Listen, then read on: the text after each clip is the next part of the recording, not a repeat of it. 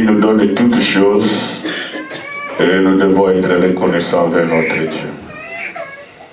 La vie chrétienne, c'est la vie spirituelle. Jésus a dit que les vrais adorateurs adoreront le Père en esprit et en vérité.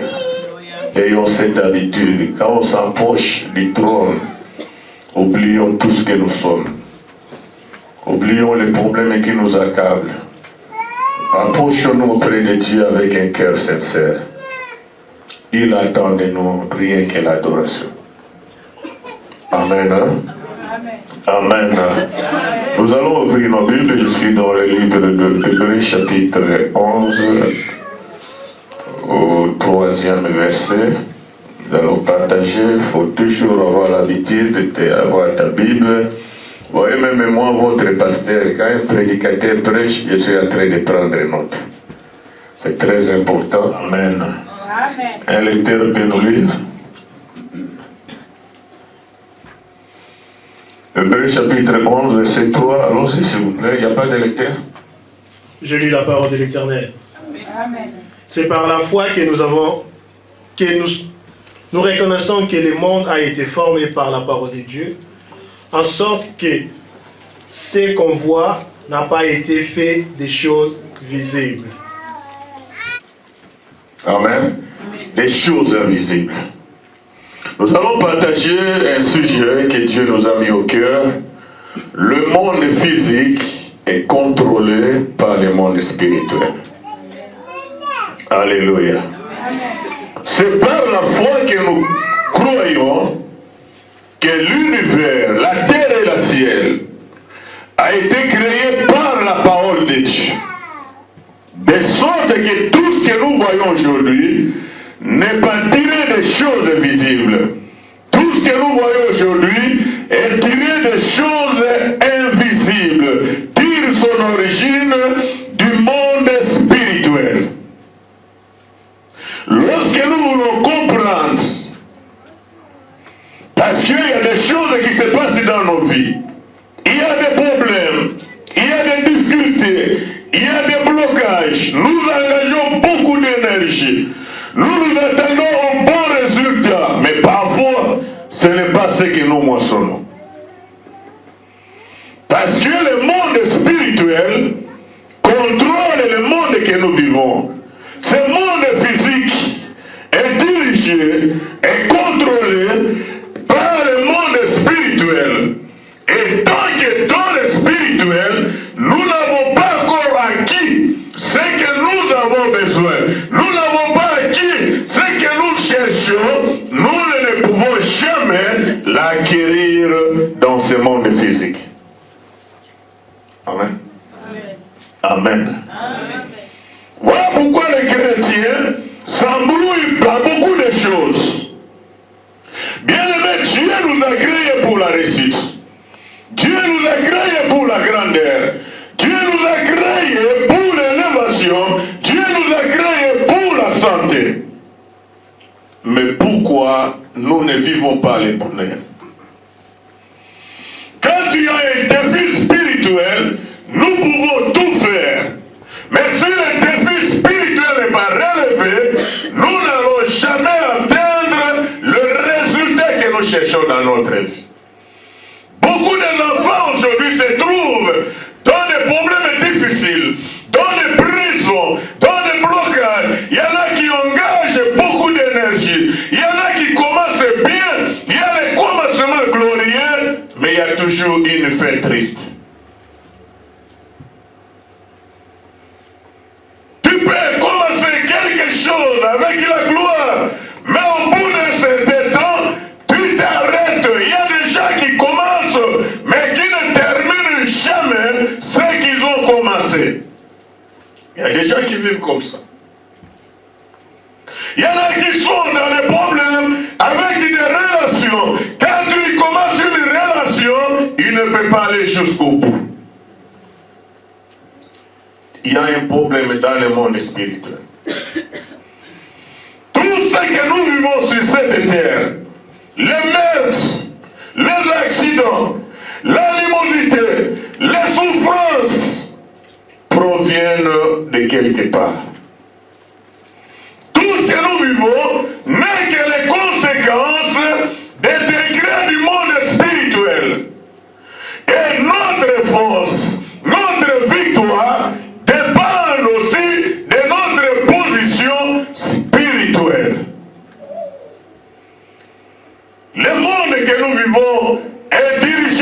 monde spirituel.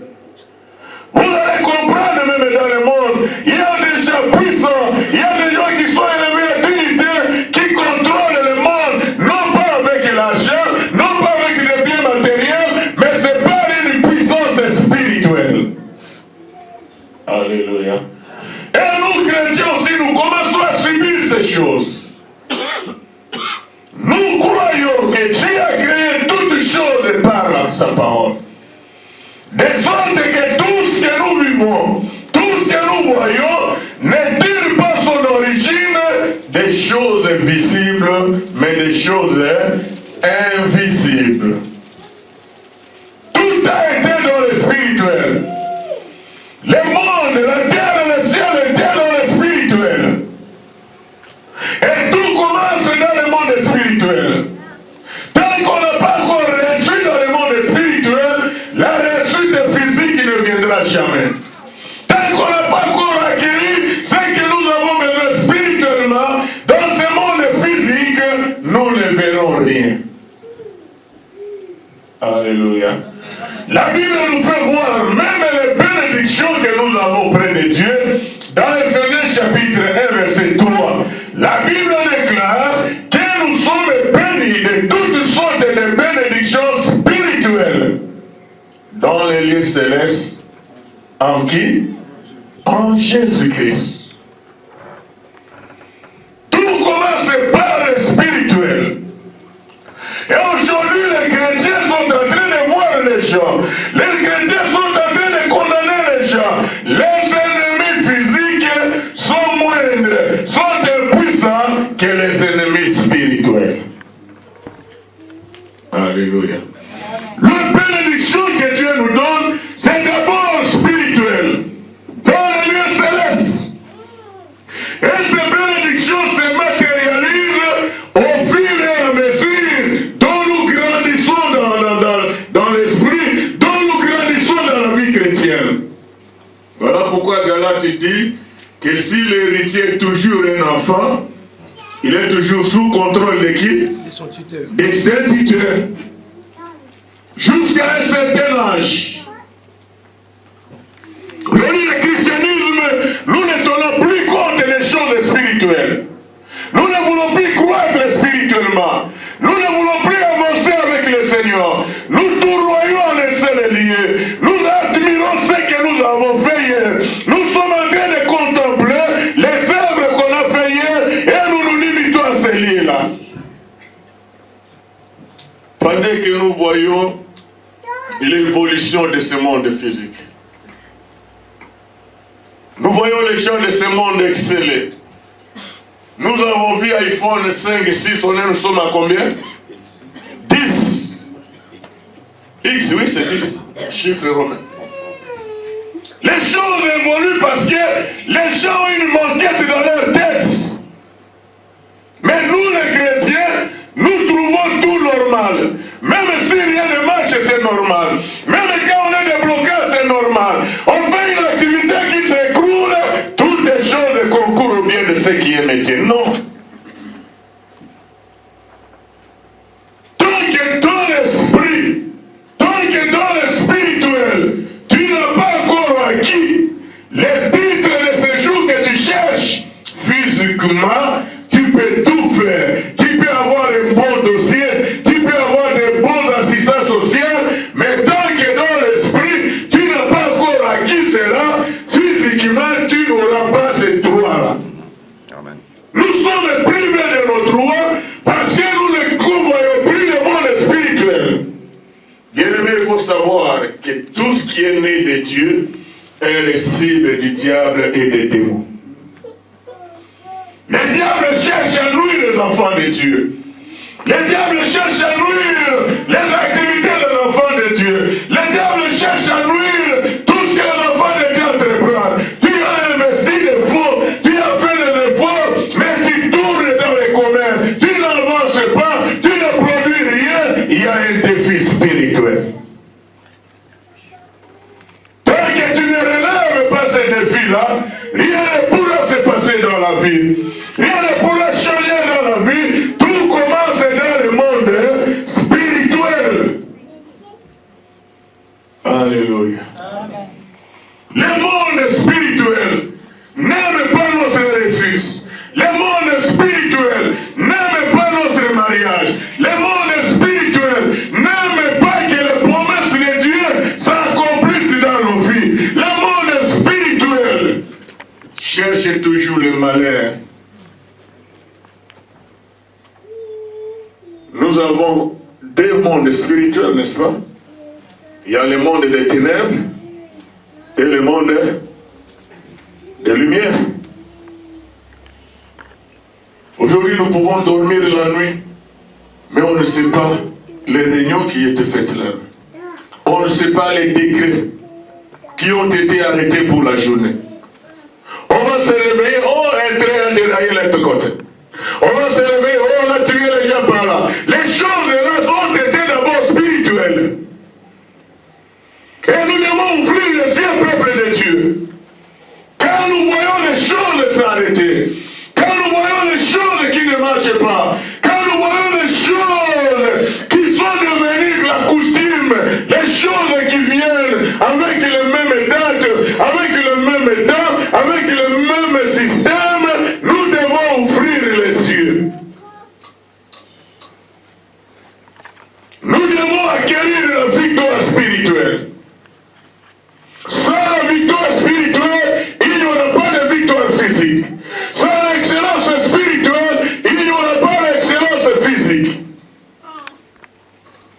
Alléluia. La Bible déclare que nous combattons non avec la chair et le sang, mais avec quoi?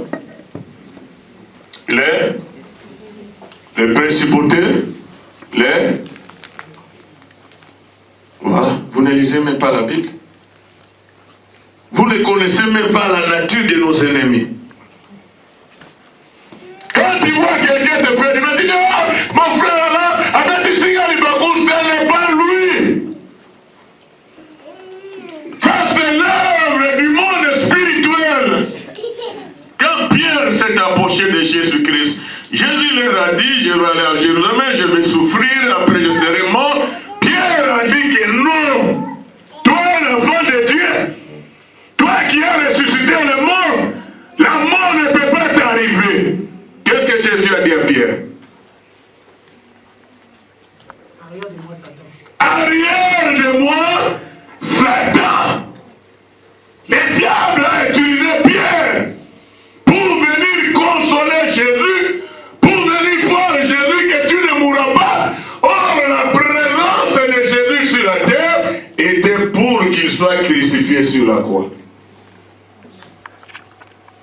Arrière de moi, il y a des esprits qui sont déchaînés pour ta famille, pour ton travail, pour tes démarches, pour tes activités. Le monde des ténèbres s'organise pour que tu n'avances pas, pour que tu n'atteignes pas les objectifs. Tu as commencé le commerce, mais tu n'avances pas. Le commerce tourne toujours en rond. Tu as fait tant de projets. Tu commences, mais tu ne termines jamais. Il y a des enfants de Dieu comme ça. Il est spécialiste au commencement. Mais il n'achève jamais ce qu'il a commencé à faire. Il y en a qui commencent avec gloire. Mais à la fin, c'est le malheur.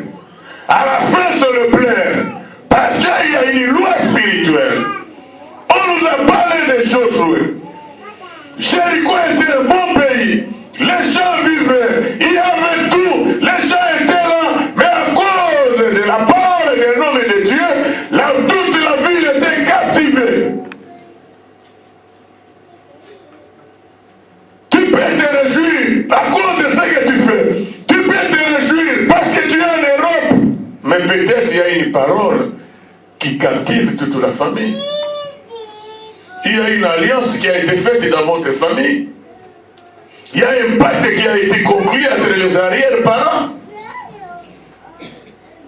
Les gens de Jéricho ont dit à Élisée que le pays est bon, mais il y a la mort. Parce qu'un homme avait fait quoi? maudit Jéricho. Et la malédiction était suspendue sur Jéricho. Les gens ne pouvaient pas avancer, les gens ne pouvaient pas vivre aisément, les gens étaient dans les tourments à cause d'une parole. Il y a des choses qu'on peut négliger dans la vie, mais quand il y a des choses habituelles, quand il y a des choses qui viennent mensuellement, il faut ouvrir les yeux, mon frère et ma soeur.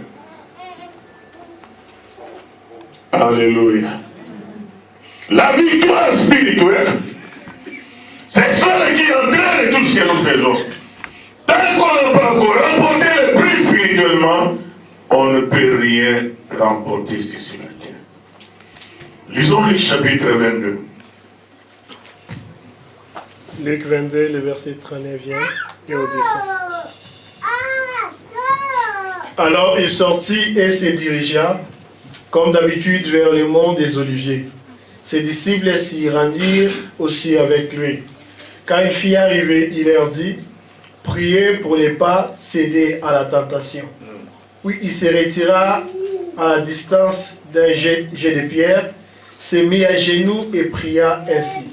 « Ô Père, si tu le veux, écarte de moi cette coupe. Toutefois, que ta volonté soit faite, et non la mienne. » Un ange venu du ciel lui apparut et les fortifia. L'angoisse les saisit, sa prière se fit de plus en plus pressante. Sa sueur devint comme des gouttes de sang qui tombaient à la terre. Après avoir ainsi prié, il se releva et s'approcha de ses disciples. Il les trouva endormis, tant ils étaient accablés de tristesse. « Pourquoi dormez-vous » leur dit-il. « Debout et priez pour ne pas céder à la tentation. » Alléluia. Au verset 44, et dans l'agonie, il priait plus instamment, et sa sueur devait comme des grumeaux de sang. Alléluia. Amen. Qui tombait à terre. Jésus était devant un défi. Il y avait un défi qu'il fallait relever. Là, il allait affronter Golgotha. Et pour aller à Golgotha, il faut passer par Gethsemane. La victoire de Golgotha n'est pas acquise à Golgotha, mais la victoire de Golgotha était acquise à Gethsemane. Tu me dis Amen? Tu me dis Amen. Amen. Jésus qui était fils de Dieu, lui qui pouvait donner de l'ordre et les choses changent, mais il est parti auprès de son Père parce qu'il y a un problème, parce qu'il y a un défi, parce qu'il y a un combat avec la chair. Il ne pouvait pas remporter la victoire. Il savait que le combat, c'est le combat spirituel. Il faut entrer dans le domaine spirituel. Il faut plonger dans le domaine spirituel afin que la victoire soit acquise, afin que la mort change en résurrection. Il est parti. Dans Hébreux 5, 7, il va dire, il s'est présenté devant celui qui pouvait le sauver de la mort avec des grands cris de prière et de larmes. La Bible déclare qu'il a prié instamment. Il est tombé devant lui. Il est tombé dans l'agonie. Il a changé la dimension de la prière. La Bible déclare que son sueur s'est transformé en sang. Il a payé le prix de Golgotha. Il n'y aurait jamais la victoire à Golgotha si Jésus n'est pas passé par Gethsemane. Gethsemane, c'est le lieu où dans le monde spirituel, Jésus s'est acquis de sa victoire. Jésus s'est acquis de la résurrection. Mais mon frère et ma soeur, les choses ne marchent pas, les problèmes ne ressuscitent pas, mais tu es en train de rigoler, tu es en train de manger, tu es en train de travailler, tu te soulèves toi-même, toutes les choses concourent au bien de ceux qui aiment Dieu. Oui, il y a des choses qui concourent, mais il y a des choses que le diable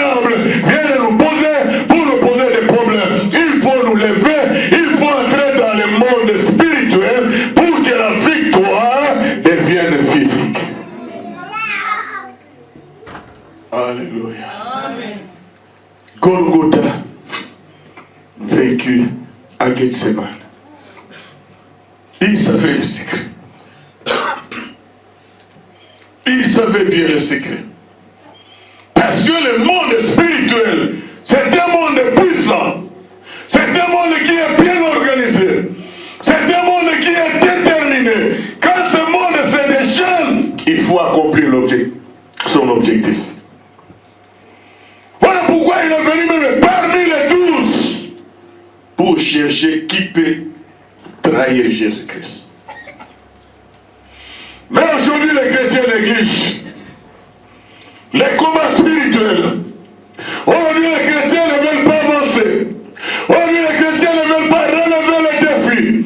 Même si on est en Europe, s'il y a une parole, s'il y a un défi spirituel, ce n'est pas l'Europe qui va changer les défis. Les défis seront changés que ta position, la manière dont tu vas avancer dans la vie chrétienne, la manière dont tu vas considérer les choses, et Dieu s'élèvera pour que la victoire revienne dans ton cas. Pourquoi nous ne réussissons pas? Pourquoi nous n'avançons pas? Pourquoi nous nous trouvons toujours devant le mur de blocage? Pourquoi nos dossiers sont toujours rejetés? Pourquoi nos commerces n'avancent pas? Pourquoi nos projets ne sont jamais réalisés? Parce qu'il y a quelque chose dans le monde spirituel. Bien-aimé, tu peux avoir la connaissance, tu peux avoir la beauté, la force de réaliser les choses, la connaissance même de la matière, mais tant que dans l'esprit, tu n'as pas encore remporté la victoire, ici sur la terre, tu ne verras rien. Tu ne verras rien. Jésus est parti payer le prix de Golgotha à Gethsemane. Il savait que c'est là qu'il faut changer les choses. Il ne faut pas aller charnellement. Il ne faut pas aller seulement avec la connaissance. Mais il faut savoir affronter les défis. Alléluia. Tu vois, un aigle, quand il veut tuer un serpent, est-ce qu'il combat avec un serpent sur le sol? Alléluia. Est-ce qu'il combat avec le serpent sur le sol? Qu'est-ce qu'il fait? Il l'amène où? Dans les lieux célestes. Si tu amènes ton ennemi dans les lieux spirituels, tu acquériras ta victoire, parce que dans les lieux spirituels, ton ennemi sera faible, ton ennemi sera impuissant, ton ennemi n'aura plus de armes, nos ennemis ont de la force, parce que nous nous comportons de la manière charnelle, nous les considérons de la manière charnelle. Il faut changer les stratégies de combat. Il faut amener les ennemis dans un domaine où ils seront mis sur les 4 murs. Ils n'auront plus de solution à faire. Jésus est parti parce que le diable cherchait. Tu vois, quand il a fini cette prière, il dit à ses disciples, maintenant allons. Celui qui veut me cherche, il arrive. Mais quand tu lis dans la Bible, c'est là qui dormaient, c'est là qui n'ont pas pu même prier. La Bible déclare, quand on a arrêté Jésus, tous les disciples, moana, benda. Quand tu as un défi spirituel, on n'est pas puissant, on n'est pas fort. Les défis spirituels nous rendent puissants. Les défis spirituels nous rendent capables et on ne peut rien réussir. Je vais te faire voir la vie. Tu es en train de te battre dans la vie. Peut-être il y a une parole qui a été prononcée sur toi. Peut-être il y a un défi spirituel qui est suspendu dans le ciel, dans ta famille, dans ta tribu. Tu peux tout faire, mon frère, ma soeur. Tu ne réussiras pas. Il y a un grand pasteur nigérien qui, pendant ses études secondaires, son père lui a donné l'argent de Minerva. Il a pris cet argent, il est parti faire des ambiances. que le papa à l'école, parce que l'enfant n'a pas encore payé le minerval. Le papa arrive à l'école, quel est le problème? Non, ton enfant, depuis qu'il étudie, n'a pas encore payé les frais scolaires. Le papa tourne vers son fils et il lui lâche des mots. Il lui lâche la malédiction. Le pasteur, longtemps après, il est entré dans le ministère. Il a reçu Jésus-Christ étant son Seigneur et Sauveur. Il a commencé à servir le Seigneur. Il priait pour les gens. Les gens étaient guéris, les gens étaient bénis, les gens prospéraient. Mais lui-même, la pauvreté, c'est accrochable. Il priait le Seigneur, il lui demandait qu'est-ce qu'il veut. Et il est parti voir son aîné dans la foi. Il a dit, mais regarde mon ministère. Les gens sont bénis, les gens comme ça. Mais moi, je n'ai rien. L'homme de Dieu lui demande, rentre en arrière. Réfléchis un peu sur ta vie. Dans le domaine de l'argent, tu n'as rien fait? Oh non, j'avais mangé, bouffé l'argent de Minerval, mon père a parlé mal, il m'a maudit, voilà. Alors il me dit, voilà. Là, tu vas t'agenouiller, je vais révoquer la malédiction de ton père.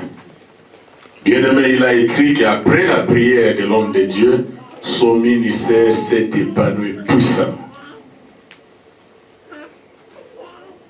Il a été puissamment béni. Il a acheté des voitures, il a acheté des parcelles. Je connais un homme qu'on vivait avec, on priait avec sa femme à l'église de Kinshasa. Son père lui a maudit. Il lui a dit, tu vas tisser le vêtement blanc avec un ficelle noir. Cet homme ne travaille pas. Il est dans la maison, tu vois les grands vieux des quartiers qui sont les chefs coutumiers du quartier, qui connaissent toutes les filles qui naissent, qui plantent, qui se... Et il est toujours là, dans le malheur, dans la souffrance. Bien, mais si tu fais tout, tu ne vois rien marcher, il faut réfléchir, il faut revenir en arrière. Peut-être une parole de ton père a été lâchée par la colère, par les problèmes que tu l'as posés. Peut-être un parent a lâché une parole. Aujourd'hui tu pries, aujourd'hui tu cherches Dieu, mais tu vois que rien ne marche. Reviens à l'Éternel. Parce que la malédiction, quand elle sort, elle est suspendue et elle captive toutes les générations. Elle captive toute la vie de plusieurs personnes. Le monde spirituel, c'est là où provient de toutes choses. C'est là où la mort provient. C'est là où les accidents proviennent. C'est là où la haine, le blocage, beaucoup de choses malheureuses proviennent de ce monde spirituel. Maintenant, je vais vous faire voir un homme dans la Bible. 1 Samuel chapitre 17. 1 Samuel 17, commence au verset 41. Allons-y. 1 Samuel 17, le verset 41, on descend. Celui-ci, précédé de son porte-bouclier, s'avança vers David. Il examina et, lorsqu'il vit devant lui un jeune homme roux et des belles de figure, il le regarda avec mépris et lui lança. Est-ce que tu me prends pour un chien pour venir contre moi avec un bâton? Oui, il est maudit par ses dieux. Oui, il est maudit par ses dieux. C'est Dieu. Merci mon frère. Vous allez lire jusqu'à 49. Voilà comment Goliath, bien qu'il était fort, bien qu'il était guerrier, bien qu'il était puissant, mais il connaissait bien les règles du monde spirituel. Il regarde David, il voit un jeune homme, un beau garçon qui avance. Il le minimise, il le méprise. Maintenant, il entre dans le monde spirituel. spirituel. Il commence à faire quoi? À maudire David par le Dieu de Philistins. Pour que David soit négatif, pour que David soit impuissant, pour que David soit vaincu, Goliath a commencé à prononcer la malédiction. Et lorsque David a compris que ce combat le plus charnel, ce combat devenu spirituel, il répliqua devant Goliath. Toi aussi tu viens vers moi avec des javelots, avec des lances, mais moi je viens devant toi au nom de l'Éternel des armées, le Dieu que tu as injurié. Aujourd'hui, je te couperai la tête et je donnerai ton corps aux animaux du champ et aux oiseaux du ciel. Et tout Israël saura que la victoire appartient à l'Éternel. Alléluia. L'homme a commencé à défier David. L'homme a commencé à maudire David. L'homme a commencé à chercher à nuire à la force de David, à chercher à neutraliser, parce que la malédiction neutralise, la malédiction rend impuissant, la malédiction rend quelqu'un incapable, la malédiction enlève même les capacités qu'on peut faire pour atteindre quelque chose. Il commence à maudire David. Il entra dans le monde spirituel pour engager le Dieu de Philistins dans ce combat-là, parce qu'un petit garçon lui a défié. Bien-aimé, si tu vois rien ne marche, tu fais les démarches, ça ne marche pas. Tu engages des fonds dans les commerces, rien ne marche. Combien de gens qui ont fait des commerces et qui ont envoyé des choses à Kinshasa, qui ont fait de plusieurs choses, mais rien ne marche. Assis-toi et réfléchis. Tu peux aller déposer un dossier, on traite le dossier des autres, mais il n'y a que toi, ton dossier a été toujours rejeté. Ton dossier a été toujours retardé. Tu commences toujours des relations qui ne vont pas jusqu'au bout. Il y a un problème. Alléluia. Il y a un problème. Il faut s'élever pour entrer dans le monde spirituel. Tant que tu resteras dans ce monde physique, rien ne changera. Mais c'est toi qui es en train de perdre. Les années passent, le temps passe, mais ta situation reste la même. Avec Dieu, il n'y a pas la mort. Avec Dieu, il n'y a pas les échecs. Avec Dieu, il n'y a pas de défaite. Mais il faut savoir relever le défi spirituel. Goliath a commencé à maudire. Goliath a commencé à engager ses dieux. Il y a des choses, les pactes des arrière-parents, tu es en train de subir, les paroles que tes parents ont prononcées sur toi. Et voilà pourquoi les parents, même quand on est en colère, faisons attention de ce que nous prononçons sur nos enfants. Alléluia. Dieu peut t'appeler, tu es avec Dieu, mais tu peux subir les mêmes choses. L'homme qu'on appelle Abraham, Dieu l'appelait à quel âge? À 75 ans. Est-ce qu'Abraham avait un enfant? Il avait un enfant? Non. Il est sorti avec la stérilité de sa famille. Il a hérité la stérilité dès l'origine de sa famille. Et il est sorti avec ça, malgré que Dieu l'a appelé, mais il était lié avec la stérilité là. Dieu l'a béni. Il a eu un enfant au nom de qui? Isaac. Isaac n'a pas connu la stérilité. Alléluia. Est-ce qu'Isaac n'a pas connu la stérilité? Si, il a connu la stérilité. Et vous voyez comment la malédiction, l'héréditaire est en train de frapper les générations et les générations. Quand Jacob est venu à son tour, Il n'a pas connu la stérilité. L'origine, c'est qui? Abraham. Je suis en train de prier, Dieu m'a appelé, Dieu m'a dit ceci, mais il faut la prise de conscience. Il faut savoir cibler, le cible,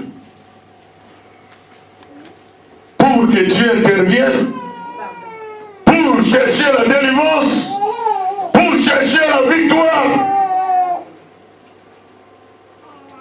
Tant que tu es sous contrôle du monde spirituel, rien ne peut marcher dans la vie. Tu ne réussiras pas. Tu n'iras nulle part. Tu seras toujours les années, tu tournes à un seul endroit. C'est par la foi que nous connaissons que le monde que nous voyons tire son origine du monde spirituel.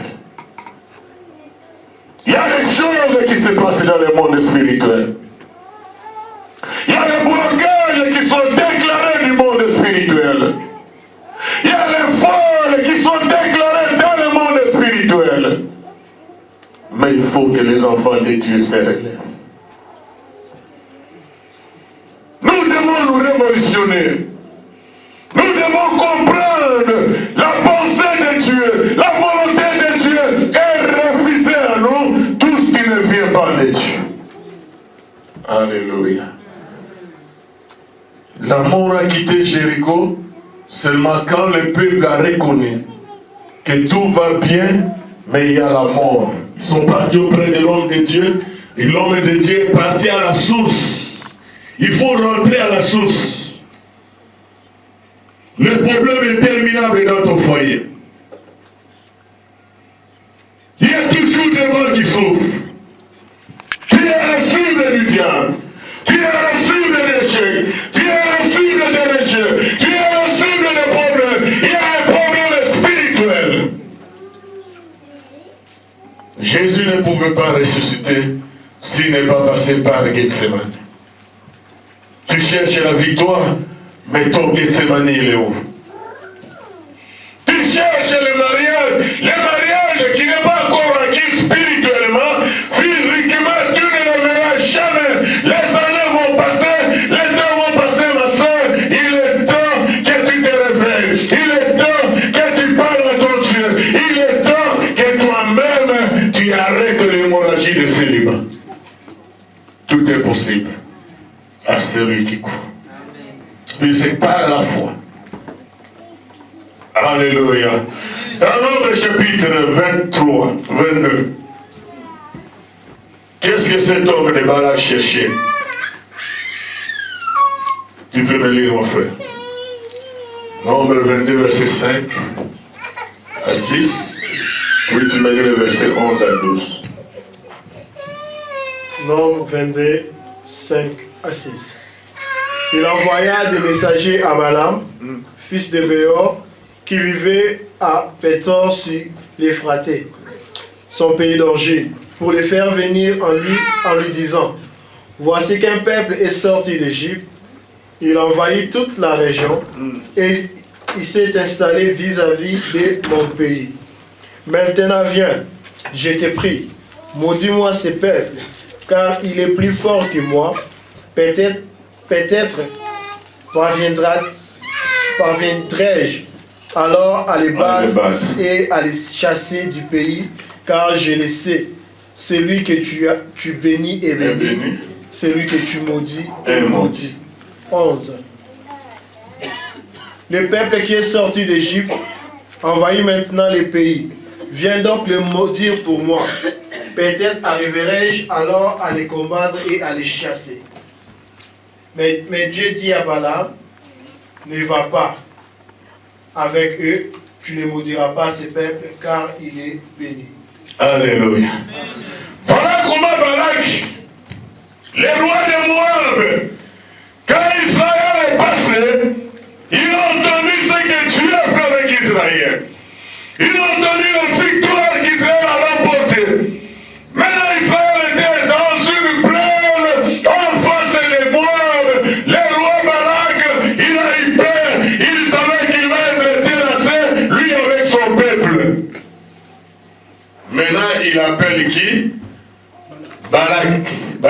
qui? Balak le roi et Balaam le prophète. Oui, Balak est le roi, Balaam était le prophète. Mais là, Balak dit à Balaam, ce peuple est puissant, ce peuple est nombreux, mais si tu les maudis, peut-être je vais les battre. Est-ce que vous comprenez? Si tu prononces la malédiction, parce que toi le prophète, celui que tu maudis, il est maudit.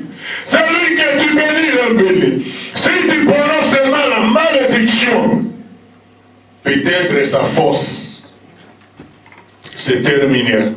Ils seront faibles, ils seront impuissants.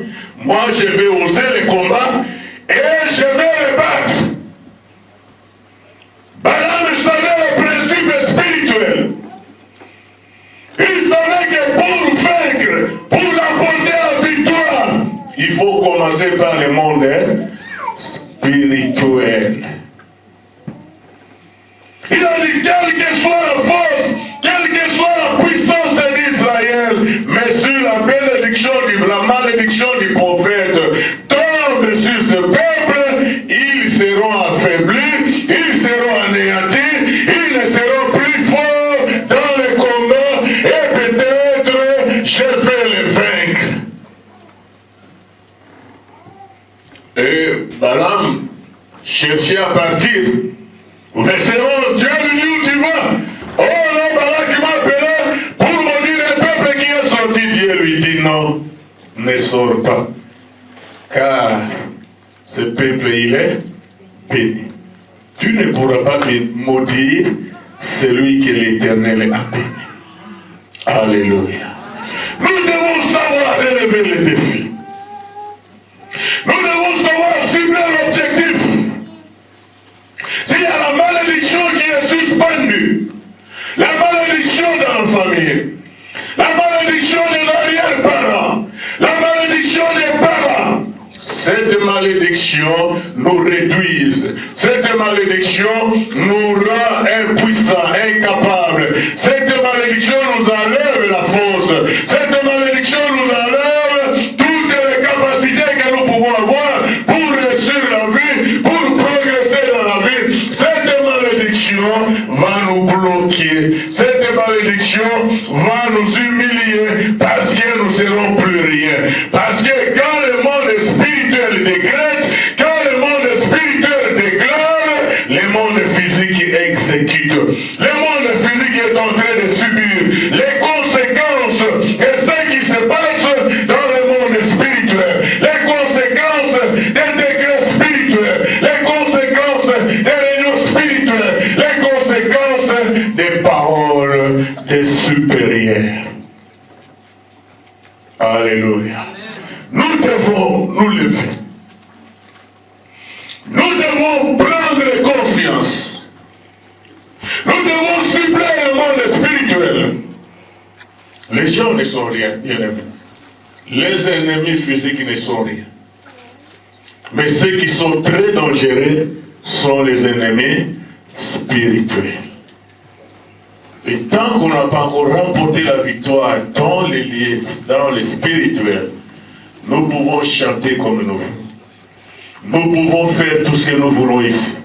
Si la victoire spirituelle de cette église n'est pas encore acquise dans le monde spirituel, nous allons toujours avoir les mêmes problèmes. Nous allons toujours avoir les mêmes statistiques. Nous allons toujours avoir les mêmes bandimés. Nous n'allons pas aller loin parce que dans le monde spirituel, il y a un défi qui est en train de bloquer, qui est en train de captiver l'église de Dieu. Il en est de même dans nos vies. Il en est de même dans nos affaires, nos démarches, les choses que nous sommes en train de chercher. Si nous n'obtenons pas ces choses, nous devons nous arrêter et nous poser la question. La Bible déclare, avec Dieu nous ferons, mais pourquoi on ne fait pas des exploits? Dans les commerces, on ne fait pas les exploits. Dans les mariages, on ne fait pas les exploits. Dans les affaires, on ne fait pas les exploits. Là où on travaille, on ne fait pas les exploits. Mais il y a une truc. La deuxième chose, il faut se séparer totalement du monde. Il faut la nouvelle naissance. Et il faut vivre la vraie vie chrétienne, la sainteté, la sanctification. Il ne faut pas vivre la vie de mélange, parce que chaque porte ouverte au diable, il y a toute une légion de démons qui entrent. Il a dit à Josué, tant que tu vivras, nul ne tiendra devant toi. Tant que tu seras saint, tant que tu vas vivre la parole de Dieu. C'est pourquoi il a dit, mange la parole nuit et jour et agis fidèlement selon tout ce qui est écrit. Si tu agis infidèlement, là c'est fini. Tu fais chasser ma présence, je m'éloignerai de toi et tu ne peux pas vaincre. La troisième chose, il faut obéir totalement à toute la parole de Dieu. Quel que soit le prix à payer, ce que Dieu dit, nous devons le faire, nous devons écouter, nous devons le mettre en pratique. La mise à l'obéissance libère la gloire de Dieu. L'obéissance fait que les armées célestes combattent pour nous. La désobéissance, Dieu lui-même dit, je déteste et je hais la désobéissance. Quand on est enfant de Dieu, nous devons obéir totalement à toute la parole. Il n'y a pas de paroles que nous devons commencer à chercher, qui nous font du bien. Nous commençons à Coca-Cola, Malobananza. Même ici en Europe, on ne fait pas le système de Coca-Cola. Jamais tu vas là à la boulangerie, tu dis au boulanger, non, j'ai que 50 centimes, tu peux me donner une baguette? Désolé. C'est la option, désolé, c'est. Mais les chrétiens aujourd'hui commencent à chercher les paroles qui leur plaisent, qui leur font du bien. Et là, ils disent, oh, nous sommes des chrétiens. Un chrétien, c'est l'obéissance absolue, l'obéissance totale à toute la parole de Dieu. Amen. La quatrième chose, avoir une vie de prière. Alléluia. Prier et avoir une vie de prière, c'est deux choses différentes. Je ne dis pas qu'il faut prier, mais je dis qu'il faut avoir une vie de prière. Donc la prière devient ta coutume, la prière devient ta vie de tous les jours. Là, tu peux vaincre le monde spirituel. La cinquième chose, faire à tout prix la joie de l'Éternel.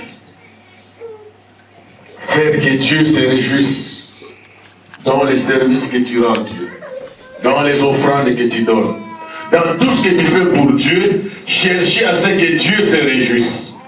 Et Néhémie nous a dit, la joie de l'Éternel sera votre